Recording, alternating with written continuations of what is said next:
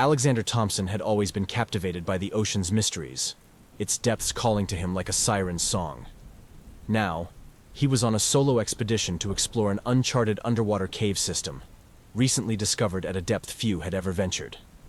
As the submersible descended into the black abyss, the last traces of sunlight faded, leaving only the glow of his instruments to cut through the darkness. "Surface, this is Thompson," he said, his voice steady despite the tension in his chest. "Approaching the cave entrance. All systems normal." The reply crackled through the radio, distorted but clear. "We've got you, Thompson. Signal's good. Just remember, we need you back in one piece." Alexander smirked. He was known for pushing the limits, for diving deeper and exploring places others feared. But this cave, this was something new. Something that could cement his legacy. The submersible reached the cave's entrance, a yawning black maw that seemed to consume all light. As he guided the craft inside, the walls closed in, narrowing rapidly. Bioluminescent algae glowed faintly on the rock, casting eerie, shifting patterns that made the tunnel feel alive. His breath fogged the helmet for a moment as the temperature dropped, the pressure mounting as he ventured deeper. The tunnel twisted and turned, forcing Alexander to navigate carefully. The claustrophobic environment pressed in on him, but he pushed forward, driven by the thrill of discovery. Suddenly, the submersible's lights flickered, and he caught a glimpse of something massive, moving in the darkness. A shadow, quick and indistinct, disappeared before he could fully register it. "Focus," he muttered to himself, brushing off the unease that crept into his thoughts. It could have been a large fish, or maybe a trick of the light.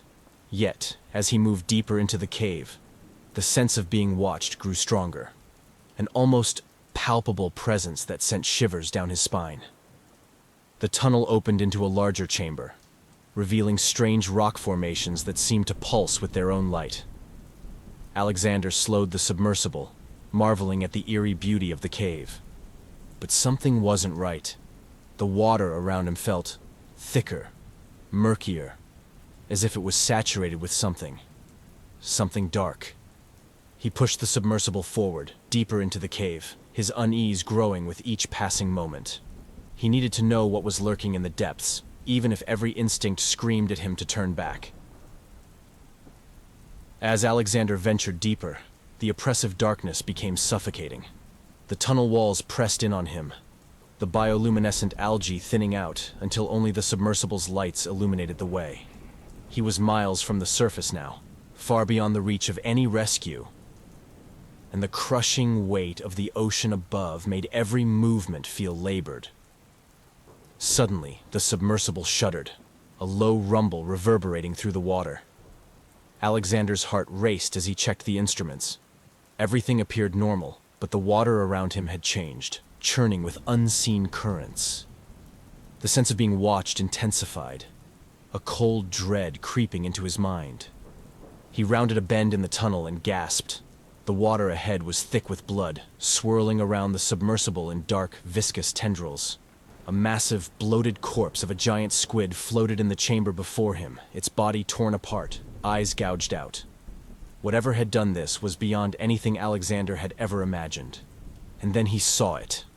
A shadow, massive and indistinct, moved at the edge of his vision. It was the same creature he had glimpsed earlier, but now it was fully revealed. A monstrous blend of tentacles and fangs. Its eyes glowed with a cold, calculating intelligence. The creature rose from the depths, its body coiling through the water with terrifying grace. Panic surged through Alexander as the creature lunged, its tentacles lashing out with lightning speed. He jerked the submersible to the side, narrowly avoiding the attack. The creature was relentless, pursuing him through the twisting tunnels, herding him deeper into the cave where the walls closed in and the light grew dimmer. He rounded another bend, and the tunnel opened into a smaller chamber. The floor was littered with bones, human bones, stripped clean and bleached by the water. Alexander's breath caught in his throat. He wasn't the first to venture into this cave. Others had come before him, and they had met a gruesome end. The realization hit him hard. There was no escape. The creature had been hunting in these depths for millennia, and now it had a new victim to add to its collection. Alexander forced the submersible into a narrow fissure, the metal scraping against the rock as he squeezed through. The creature roared in frustration, its tentacles thrashing against the walls of the fissure, but it couldn't follow. Alexander's heart raced as he pushed deeper into the cave, knowing the reprieve was temporary. The creature would find another way to reach him. He emerged into a final chamber, the last refuge in this twisted maze. The walls were close, pressing in on him, and the sense of dread was overwhelming. The creature was coming, and there was nowhere left to run.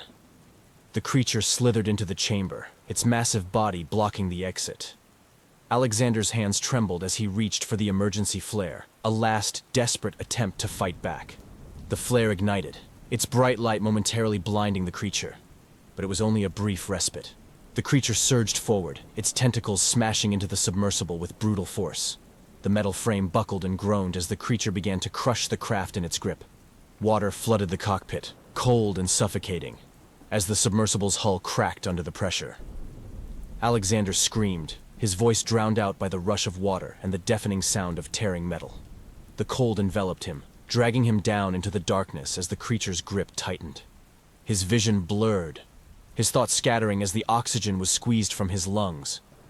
The last thing he saw was the creature's eyes, gleaming with malevolent satisfaction as the darkness closed in around him.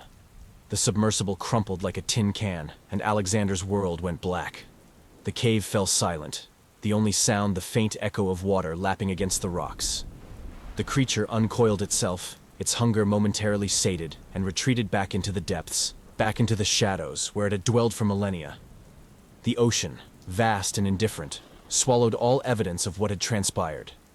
The entrance to the cave remained hidden, shrouded in darkness.